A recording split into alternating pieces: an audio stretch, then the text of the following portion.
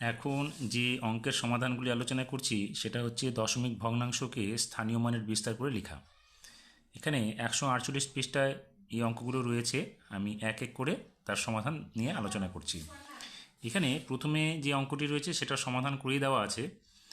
যেমন এখানে 207.02 আছে, সেটাকে 200 যোগ 7 যোগ 2/100, কারণ দশাংশ শতাংশ, সেই জন্য 100/2 এই জন্য যোগ এইদিকে 100/2, অর্থাৎ 2/100 লেখা হয়েছে। এবার এটাকে কথায় লিখতে গিয়ে দেখো লেখা আছে যে 207.02 অথবা 207.2 দশাংশ। এবার এখানে দেখো 300 যোগ 7 যোগ 7/100, তাহলে এটা কি হবে? দশমিক ভগ্নাংশ। এটা হবে 300-র সঙ্গে 7 যোগ করলে 307 হবে, তাহলে 307। তারপর হবে দশমিক, এখানে 7/100 আছে, তার মানে এটা দশাংশের ঘরটা 0 হবে এবং শতাংশের ঘরে আমাদের হবে 7। তাহলে আমরা এটা কথায় কি লিখব? 307.07। তাহলে এখানে আমরা লিখব 307.07। আমাদের এটা লিখলেও হবে, বা পরের যেটা আছে 207.2 এইভাবে লিখলেও হবে। তা আমরা প্রথমটুকু লিখছি এখানে 307.07।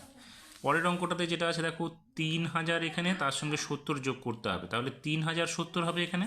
তাহলে দশমিকের আগে বাঁ দিকে হবে 3070, এরপর হবে দশমিক। দেখো এখানে 10/9, অর্থাৎ এটা হচ্ছে দশাংশের ঘর, এটা হচ্ছে শতাংশের ঘর, তাহলে 0.94 হবে। তাহলে এখানে আমরা লিখব 9, এখানে লিখব 4। এবার এটাকে কথায় লিখলে কি হবে? এখানে হবে 3070, তাহলে এখানে লিখব 70.94 হয়ে গেল। পরের যে অঙ্কটাতে আছে দেখো দশমিকের বাঁ দিকে 449 আর দশমিকের ডান দিকে আছে 46, তাহলে এটা লিখবো কীভাবে আমরা? এখানে লিখব 400 যোগ 40 যোগ 9। 9 এককের সংখ্যা, সেই জন্য 9 হলো। 4 দশকের সংখ্যা, 10 দিয়ে গুণ করবো, তাহলে 40 হবে।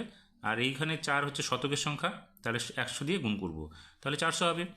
এবার আমরা কী করব? এখানে দশাংশের ঘরে 4 আছে, তাহলে 4/10 লিখব। আর শতাংশের ঘরে 6 আছে, তাহলে এখানে আমরা লিখব যোগ চিহ্ন দিয়ে 6/100। এবার এটাকে আমরা কি করব? কথায় লিখব, তাহলে 440, এখানে 449 দেখো, তাহলে এখানে আমরা লিখব কত? এখানে 449.46,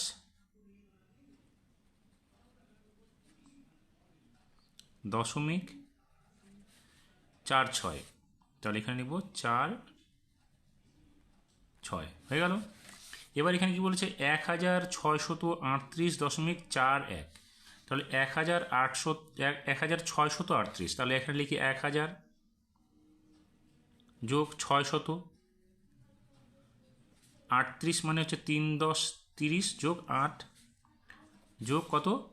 41, তাহলে 4 মানে হচ্ছে 4 হচ্ছে দশাংশের ঘরে হবে, আর যোগ 1/100 হয়ে গেল। এবার সংখ্যাটা যোগ করলে কত হবে দেখো? 1638.41 হয়ে গেল। পরের সংখ্যাটা আছে 34.04, তাহলে এটাকে আমরা কী লিখব? 30 যোগ 4 যোগ 0টা আমরা লিখবো না, শুধু লিখবো 4/100। এবার এটাকে কথায় লিখতে গেলে কী হবে? 34.04, তাহলে আমরা এখানে লিখব কি? 34.04 হয়ে গেল। পরেরটাতে আছে দেখো, এখানে একক দশক শতক হাজার, অর্থাৎ 60,000, এখানে 70 1/10, অর্থাৎ 1.5 তাহলে এখানে আমরা কি লিখব? দেখো 0 0 0 হয়ে যাবে, এখানে 7 আর 0 মিলে 7 হবে, তারপরে দুটো শূন্য আরও, তারপরে হবে কত? 6। এবার দশমিক দিয়ে আমরা কী লিখব 1 5, তাহলে এটা কথায় লিখতে কী হবে 60,000, তাহলে 60,000 70.15 হয়ে গেল। পরেরটাতে বলছে 2100 দশমিক 2000, তাহলে প্রথমে আমরা কত লিখব 2000 যোগ 100, তাহলে 100.5, তাহলে 100.5 মানে হচ্ছে 5 দশাংশের ঘরে আছে, তাহলে এটাকে আমরা কি লিখব 2100.5 হয়ে গেল। এবার কি বলেছে 2000.01, তাহলে 2000 দশমিকের পরে এখানে যোগ হয়ে গেল 01, তাহলে শূন্যটা আমরা লিখছি না, 0/10 হতো, তাহলে এখানে আমরা 1 যেহেতু শতাংশের ঘরে আছে তাহলে 1/100 এখানে লিখে দেবো, তাহলে এটা কত হবে 2000.01 হয়ে গেল। এরপরে কি আছে দেখো 70,007, এখানে 7 দশাংশ আছে, তাহলে এখানে আমরা লিখব কত 70,000 আগে লিখে নেব, 7 পরে যাবে একটা শূন্য, এখানে 7 আসবে, দেখো এককের ঘরে এটা চলে যাবে, বাকি 3টে শূন্য, তাহলে 3টে শূন্য, তারপরে 7 আসবে, 7 যেহেতু দশাংশের ঘরে তাহলে আমরা এখানে লিখব 7, তাহলে কী লিখব 70,007.7, তাহলে এখানে আমরা লিখব 70,007.7 হয়ে গেল।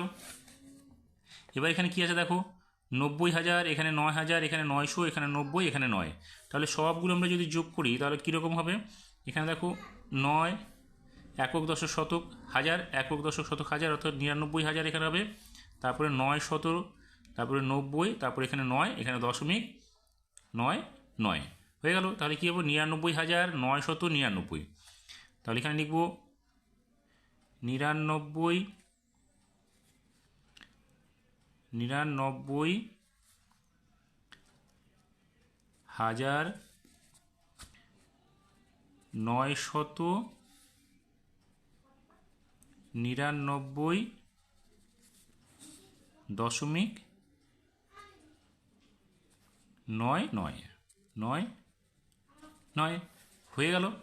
এইভাবে আমাদেরকে দশমিক ভগ্নাংশকে স্থানীয় মানের বিস্তার করে লিখতে হবে।